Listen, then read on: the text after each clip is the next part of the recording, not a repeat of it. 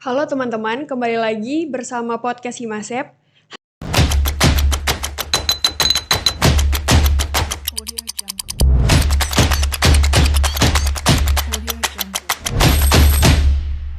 Hari ini saya bersama Bang Bara, salah satu petani milenial yang membudidayakan tanaman cabai.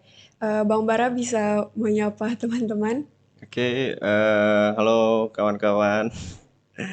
Mungkin Bang Bara bisa menjelaskan di mana Bang membudidayakan tanaman cabai itu sendiri. Oke, perkenalkan nama saya Rahmat Hidayat sebenarnya. Cuma populernya dipanggil Bara. Jadi Bara itu Bang Rahmat. Jadi kayak gitu. Nah, saya sebenarnya bukan petani ya. Jadi kalau petani itu kan niatnya memang awal-awalnya berniat itu kan menjadi seorang petani. Tapi kalau saya ini kan memang ya terbentur dengan keadaan gitu kan. Saya disuruh mengurus memanajemeni sebuah wakaf gitu kan, tanah wakaf. Kemudian saya sebagai anak muda gitu lah ya, jadi ikut andil lah di sana gitu kan. Dan eh, lahan yang kita kelola itu, wakaf produktif yang kita kelola itu menanam tanaman cabai. Nah, tanaman cabai yang kita tanam itu berlokasi di Desa Rasaujaya 1, Kecamatan Rasaujaya. Kalau boleh tahu, kenapa Bang sendiri memilih untuk membudidayakan cabai? Kenapa tidak dengan komoditi yang lain gitu? Eh, Jawabannya ini ya, ya seperti janji-janji politik mungkin ya. Jadi kalau janji-janji politik itu kan manis gitu kan. Jadi cabai ini walaupun pedas tuh ternyata manis juga gitu kan. Manisnya kayak gimana ya gitu kan. Jadi kalau kita tuh hitungan per per sekali panen itu di dalam satu masa eh, apa masa bertani itu atau berkebun itu di lahan cabai itu, kita itu bisa menghasilkan 2 kilo per satu batangnya.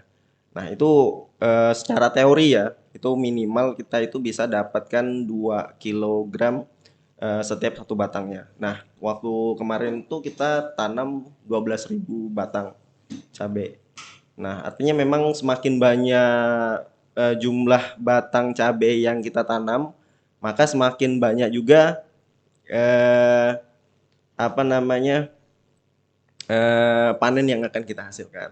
Nah, dari teori-teori ini yang saya bilang seperti janji politik itu kan manis-manis gitu kan, nggak cuma pedas, ternyata cabai itu sangat manis gitu kan. Nah, itu secara kalkulasi teori kita itu bisa menghasilkan sekian ton gitu kan. Nah, dari situlah ya apa namanya kita memutuskan untuk menanam cabai. Dan banyak hal juga sih alasan-alasan kenapa sih komoditas cabai itu yang kita tanam, karena kita juga kemarin itu ada kerjasama dengan Bank Indonesia. Nah, itu ya kalau Bank Indonesia itu berharap ketika kita nanam cabai itu kita bisa nekan inflasi itu. Kalau misalnya cabai itu harganya melambung, nah ini ternyata mengganggu kestabilan negara ternyata. Nah, mungkin alasannya banyak sekali lah ya, Mbak. Dengan Mbak siapa lupa saya namanya. Meza, saya Meza. Mbak Misa. Nah, jadi kayak gitu tuh latar belakang apa kami ya, bukan saya aja yang menanam cabai itu. Nah, salah satunya seperti itu.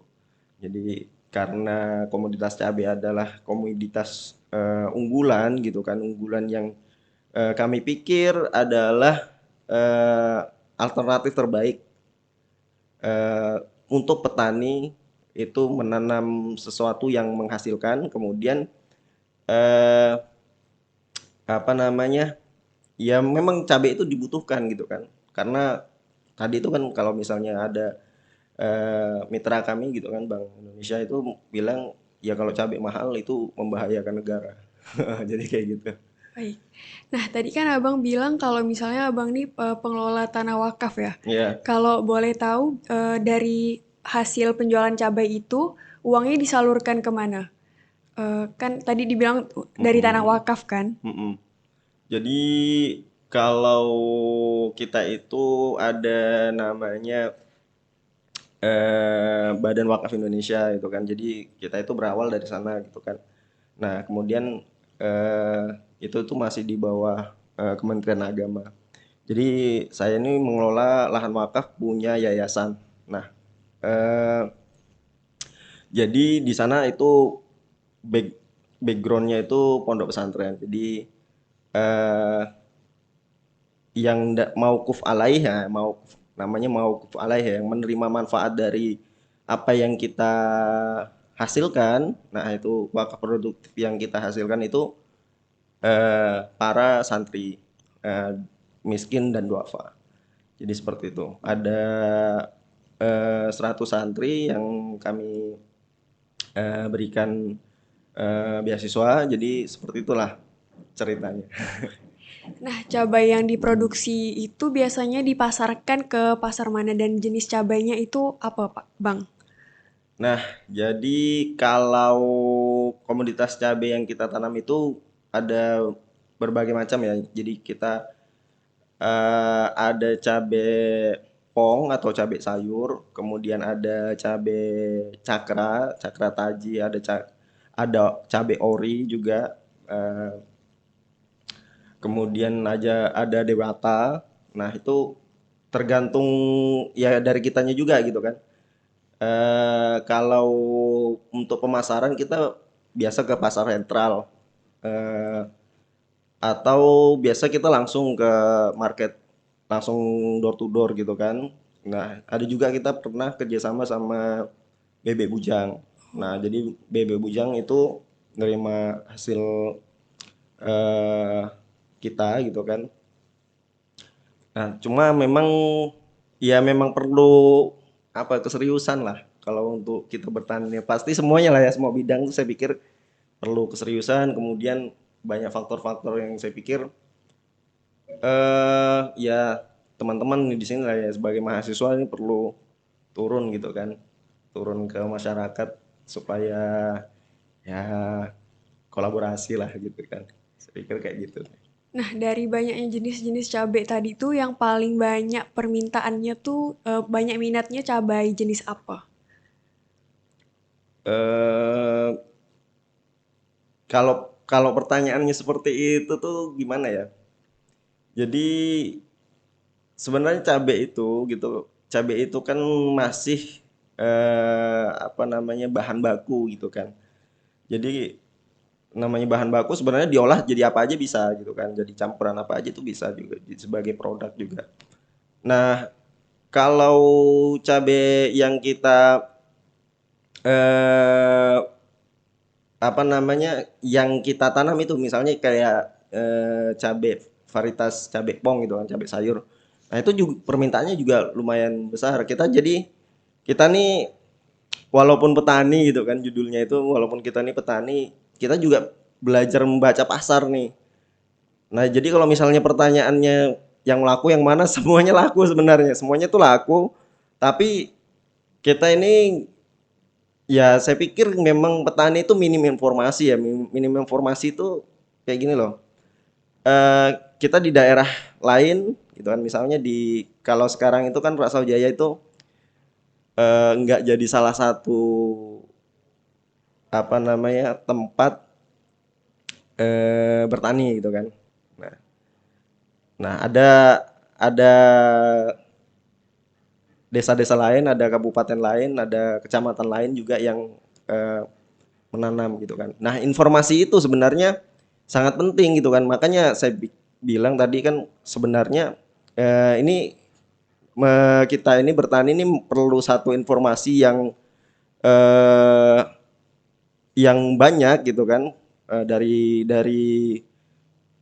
Dari praktisi akademik, kemudian praktisi apa dari pemerintah juga dan dari stakeholder yang lainnya. Saya pikir memang kita tuh perlu berkolaborasi minimal paling tidak itu data mengenai lokasi-lokasi mana aja yang nanam cabai gitu kan. Misalnya dari satu komunitas cabai gitu kan. Karena kalau misalnya dari satu waktu itu nanam cabai semua, itu pasar sentral tuh bahaya itu. Nah, kemudian juga ada para spekulan-spekulan gitu kan. Jadi pernah satu waktu itu kita nanam cabai gitu. Kemudian harga cabai itu benar-benar anjlok. Nah, itu ada kalau misalnya kita mau pelajari.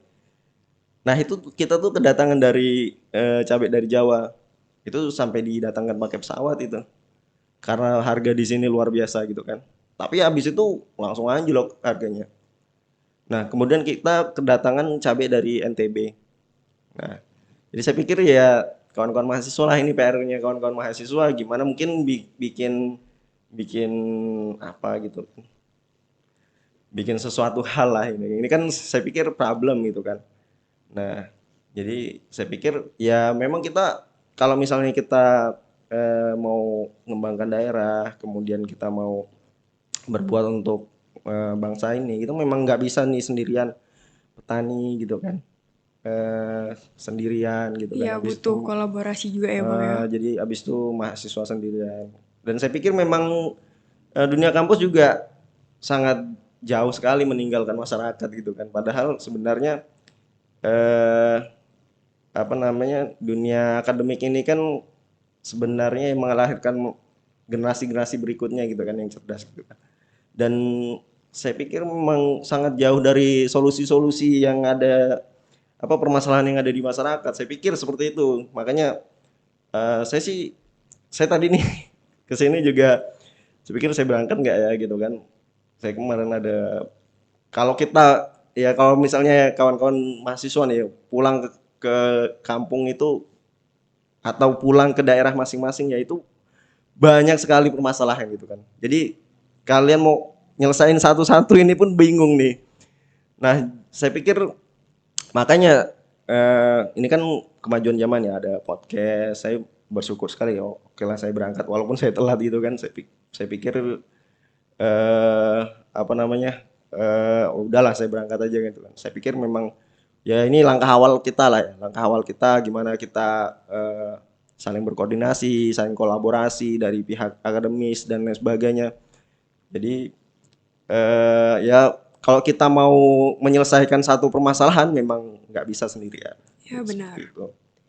Nah, tadi kan Bang Bara udah ceritakan nih tantangan-tantangan di dunia pasar tuh, di Mm. gimana cabai dari Jawa datang ke sini, terus juga itu mengancam lah kan dari cabai lokal yang ada di Kalimantan Barat ini. Selain itu, tantangan yang Bang Bara sendiri dan petani lain hadapi itu, misalnya ada nggak sih tantangan di kegiatan perawatannya atau pembudidayaannya gitu? Jadi eh tadi itu kan teorinya itu ini secara teori kan cabai itu satu batang itu kan bisa sampai 2 kilo gitu kan. Dan saya sebenarnya juga kemarin ada diskusi dengan teman-teman praktisi pertanian juga lah ya sama dinas juga. Nah, benar nggak sih satu batang itu 2 kilo gitu kan? Karena 2 kilo tuh banyak loh gitu kan. Atau berapa gitulah yang kita ini kan. Idealnya itu seberapa sih sebenarnya itu kan. Nah, jadi satu permasalahan kita itu sebenarnya juga karena barang yang kita tanam ini adalah barang hidup gitu kan, beda dengan barang lainnya gitu kan. Misalnya kita usaha apa gitu kan, ya kita beli kemudian kita jual lagi gitu kan. Nah, ini barang yang kita usahakan ini barang hidup gitu kan. Nah, perlu perawatan, perlu ditanam, perlu dirawat gitu kan. Nah, ini kadang petani itu ya termasuk saya gitu kan. Mentalnya tuh udah down dulu ketika pas kita panen gitu kan. Pas kita panen pertama mungkin harga masih oke lah gitu kan. Kemudian pakai panen kedua gitu kan, harga tiba-tiba udah mulai turun tuh kan. Nah, kita tuh udah mulai lemas nih. Udah mulai aduh males nih mau ngerawat dia. Nah, itu juga jadi tantangan untuk mental para petani itu. Nah, karena memang gimana mental kita nggak down coba ketika kita apa namanya udah ngerawat bagus-bagus gitu kan tapi harganya anjlok itu petani down itu. Nah, makanya saya pikir ini balik lagi ke para akademisi lah ya, gimana caranya misalnya eh, ada industri saus gitu kan, yang bisa nampung semua gitu kan. Jadi eh, saya dapat satu ungkapan menarik gitu kan. Walaupun dulu saya pernah dapat ungkapan itu dulu itu kan. Tesisnya kayak gini. Eh apa namanya?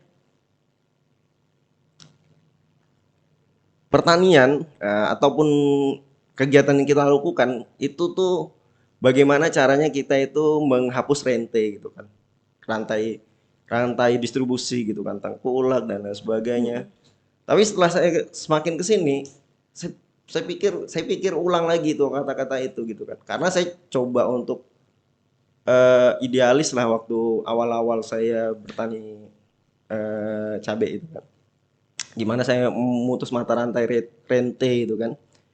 Jadi mutus mata rantai distribusi, gimana saya nggak buang eh, istilahnya nggak buang ya. Istilahnya saya nggak eh, masarkan itu lewat pasar gitu kan. Saya nggak kerjasama dengan tengkulak, saya jual langsung. Ternyata itu bullshit juga. Karena ketika kita panen raya itu gimana kita mengecernya coba gitu kan. Oke, mungkin ada yang bilang, mungkin ada para akademisi kan, "Oh, ini zamannya online dan sebagainya, nggak mampu." Saya bilang. Jadi saking banyak teman-teman saya biasa ngeluh gitu kan, gimana coba kita kos produksi untuk nanam apa namanya panen cabai itu satu orang misalnya kita bayar 50.000 kan satu pagi, atau pakai timbangan kilo gitu kan. Kalau misalnya apa namanya panennya banyak gitu kan, kita perlu juga karyawan yang banyak gitu kan, Iya, buruh yang banyak gitu kan. Nah, tapi kalau misalnya harganya rendah, itu juga eh nggak menutupi ya nggak Bang. nutup. Jadi agak agak sulit lah. Jadi saya pikir memang perlu ilmu yang tinggi lah untuk mengelola tanaman cabai ini. Jadi seperti itu. Pertama kita strategi eh melihat ini kan tanggal yang baik gitu kan. Kayak primbon aja kan. Nah, tanggal yang baik nanam cabai, nanti panennya itu kapan? Itu kan bisa diprediksi itu. Iya. Hal-hal yang kita prediksi itu kita pelajarin tuh. Ah, nanti misalnya kayak sekarang ini cabai nih 120.000 satu kilo. Nah, tapi kita tuh belum tentu juga kita tuh ketemu dengan eh, cuaca yang baik. Iya. Nah, jadi itu tuh. Jadi ada beberapa faktor-faktor yang harus kita penuhi ketika kita bisa dapat panen yang baik, kemudian kita dapat apa namanya harga yang baik. Nah, karena kita pernah panen yang baik tapi harga tidak baik. Nah, jadi makanya saya pikir ya ini harus profesor yang menyelesaikan. Jadi abang sebagai petani milenial kan juga harus ngelihat banyak faktor dari faktor alam, faktor Mm-mm. pasar supaya ada keseimbangan gitu kan bang. Nah biasanya tuh pernah nggak sih cabai itu mengalami entah gagal produksi atau gagal panen karena mungkin cuaca ataupun hama. Nah saat saat terjadi seperti itu, apakah abang sendiri itu ngerasakan peran penyuluh dan apakah penyuluh itu di situ memberikan solusi-solusi atau apa ya inovasi baru gitu ke petani cabai sendiri?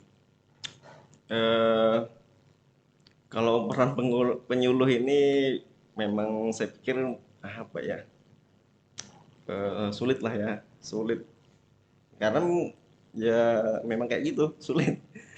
Jadi kalau misalnya penanganan kita bagus, ya ini ya mungkin kalau di sini jadi penyuluh mungkin bisa jadi penyuluh yang baik gitu kan. Ya saya pikir memang penyuluh ini gitu kan setidaknya ngasih informasi lah gitu kan. Memang perlu kita lakukan itu pertama itu database gitu kan. Database eh tanggal tanam gitu kan. Jadi yang mana aja gitu kan, tanam tuh apa saja gitu kan, di daerah mana tanam apa saja. Di samping nanti ada gempuran dari komoditas yang dari Jawa gitu kan, yang dari luar Pulau Kalimantan. Nah, itu setidaknya kita buat database itu dulu. gitu kan. Kemudian diinformasikan tuh ke masyarakat, karena petani itu kadang juga, oh ini bulan puasa nih, bulan Ramadan gitu kan, Lebaran gitu kan. Ah ini bagus nih kan, tanggalnya bagus gitu kan, tanggal yang bagus ini. Jadi setidaknya 3 bulan yang lalu itu kami tuh udah harus tanam. Tapi kalau misalnya apa namanya, oh ternyata banyak daerah juga tanam, itu kan sulit juga gitu kan. Iya. Nah, artinya memang kita itu perlu sih data-data itu pertama itu untuk penyuluh gitu kan. Jadi kehadiran penyuluh itu saya pikir memang ya harus jadi sebuah eh, apa namanya, penyaji data, kemudian pengelola data gitu kan, kemudian sebagai media informasi kepada para petani gitu kan. Ya, jadi petani tidak cuma menduga-duga ya Bang ya, tapi juga Iya, berdasarkan datanya dan iya. sesuai pasar nantinya. Harusnya harusnya kita kan semakin kesini kan harusnya semakin baik gitu kan. Ya, tadi itu perlu perlu kolaborasi dari semua elemen gitu lah. Ya benar. Nah, kalau misalnya Abang sendiri ini belajar dari teknik penanaman cabainya itu dari Abang sendiri atau misalnya ada dari pihak mana gitu?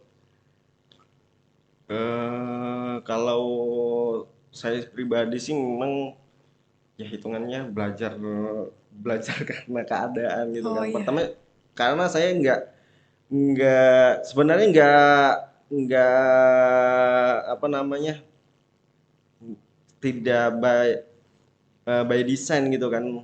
Saya latar belakang saya di mana gitu kan, kemudian ya karena faktor keadaan saya ikut ikut aja gitu kan. Tapi semakin seni saya pikir memang ya memang harus ditekuni gitu kan, harus ditekuni.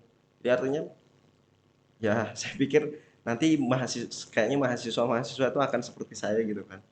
Jadi walaupun backgroundnya bukan pertanian, itu bisa jadi ketika pulang ke daerahnya masing-masing akan menemui masa-masa seperti saya gitu kan. Karena memang mahasiswa bakalan dituntut kayak gitu gitu kan.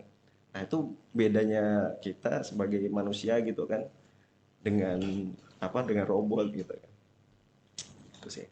Nah, Bang, kalau misalnya di Rasau sendiri, masyarakat tuh apa ya kayak ngolah cabai ada nggak sih makanan di Rasau Mm-mm. yang bahan utamanya itu cabai untuk dijual lagi gitu, menjadi apa ya kayak ikonnya gitu di Rasau tuh. Kalau sementara ini sih belum ada ya. Saya pikir kayaknya belum ada. Ya ini PR juga karena memang apa ya? Kalau saya ngeliat itu kan kalau di kota ya, di kota itu udah ada olahan gitu kan.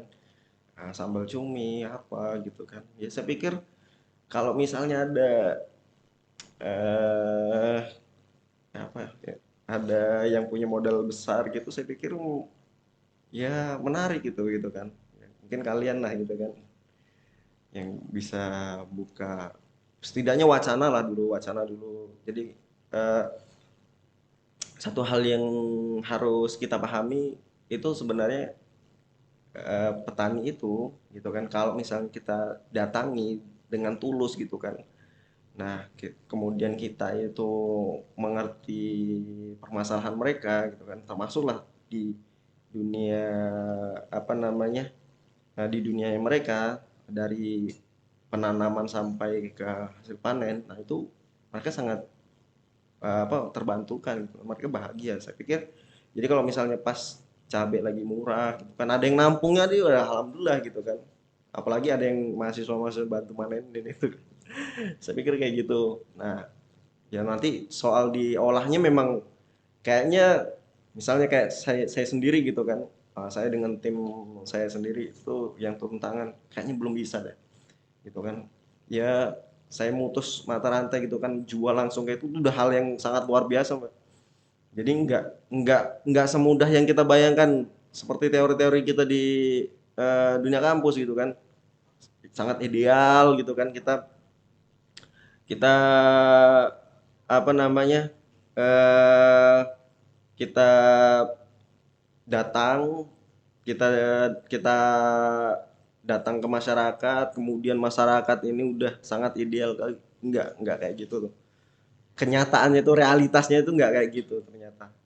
Sangat kompleks sekali. Makanya saya berharap itu dunia kampus itu memang benar-benar hadir di masyarakat. Karena memang mereka kan dengan dasar teori yang ada gitu kan yang mereka punya. Kalau petani mau belajar lagi itu ya mereka belajar dari keadaan lah gitu kan. Enggak berdasarkan teori-teori gitu kan. Mungkin eh, ya PR para akademisi lah itu kan. Gimana caranya eh, bisa hadir di tengah masyarakat. Karena sangat minim sekali gitu kan. Tahu gitu saya juga dulu kuliahnya kuliah pertanian gitu kan. Karena saya ini kan ataupun mungkin ada yang ngasih tahu saya, udahlah apa namanya Raso Jaya itu kan memang lumbungnya sayur mayurnya Pontianak gitu kan atau Kalimantan Barat gitu kan. Bahkan sampai ke Kalteng kalau komunitas kita tuh kalau kayak jagung dan sebagainya. Nah, kamu kuliah pertanian aja gitu kan. Oh, ternyata enggak. Nah, kita tuh juga paham kayak gini nih karena apa namanya? Karena keadaan gitu kan. Jadi saya pikir gitu kan kalau misalnya mbaknya kalau misalnya saya boleh tanya, mbaknya kuliah di pertanian siapa yang ngarahkan gitu kan. Saya sendiri sama Oh, bapak saya kebetulan. nah, jadi bagus tuh kalau misalnya oh nanti udah tahu proyeksinya gitu kan. Oh bakalan kayak gini tinggal diseriusan aja gitu kan. Tapi kalau misalnya kayak saya nih kan aduh anak kampung habis itu yang penting kuliah aja gitu kan atau itu yang gabut-gabut lah yang penting kuliah aja gitu kan atau yang kita tuh tersesat gitu kan. Belum ada pandangan gitu ya, Bang ya? Belum ada pandangan makanya saya pikir memang kehadiran apa namanya para akademisi itu ke masyarakat itu sangat penting. Ya benar. Harus kayak gitu. Nah kan biasanya juga saya lihat tuh kalau di Rasau sepanjang jalan mau arah ke Pontianak tuh yang ada Hmm. tuh olahan-olahan kayak jadi rengginang yang kayak gitu-gitu. Tapi untuk olahan cabai itu memang belum ada. Nah teman-teman mahasiswa yang nonton nih berarti menjadi tugas kita sama-sama untuk menciptakan inovasi baru, olahan baru dari cabai sendiri karena emang belum ada. Nah dari Bang Bara sendiri ada nggak sih yang mau disampaikan buat teman-teman mahasiswa yang nonton? Eh, apa pesan dan kesannya? Kalau saya sih satu hal ya gitu kan. Ini nggak cuma mahasiswa ya, ya termasuklah dosen-dosen ya pihak pihak-pihak terkait ya lah ya semuanya ya bahkan eh, kalau kita tahu sendiri gitu kan ada yang bilang petani itu penyangga tatanan negara Indonesia gitu kan akronim dari itu gitu kan. Nah ini petani ini apa namanya nggak bisa kerja sendiri gitu kan ya perlu memang andil dari semua pihak gitu kan termasuklah dosen-dosen gitu kan ayo mikirkan gitu kan sekarang ada IoT gitu kan Internet of Things gitu kan di Cina udah make kayak gitu kan ya kita minimal bikin inilah bikin gimana cara bikin database apa namanya jadwal tanam gitu kan di daerah masing-masing gitu kan kemudian jadi petani ini bisa penyuluh-penyuluh itu bisa dapat informasi dari petani oh ini nih yang harus ditanam nih kayak gini nah, supaya dapat informasi kayak gitu itu dari satu hal itu aja gitu kan kita udah wah sekali gitu kan kita nggak usah memikirkan AI, IoT gitu kan kita memikirkan hal-hal yang kecil gitulah kita kolaborasi gimana caranya kita kolaborasi antara pihak petani gitu kan dibantu dengan para akademisi dibantu dengan masyarakat dari pemerintah gitu kan lewat penyuluh-penyuluhnya.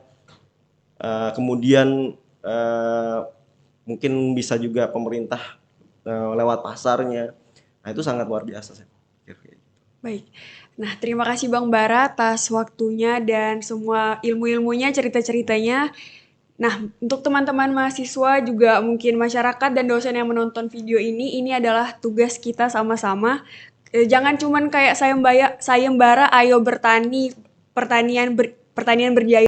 Jangan cuman menyuarakan kalau kita tuh harus bertani saja, tapi juga kita tuh juga harus memberikan inovasi-inovasi baru terhadap lingkungan pertanian ini. Sekian dari saya. Sampai jumpa lagi.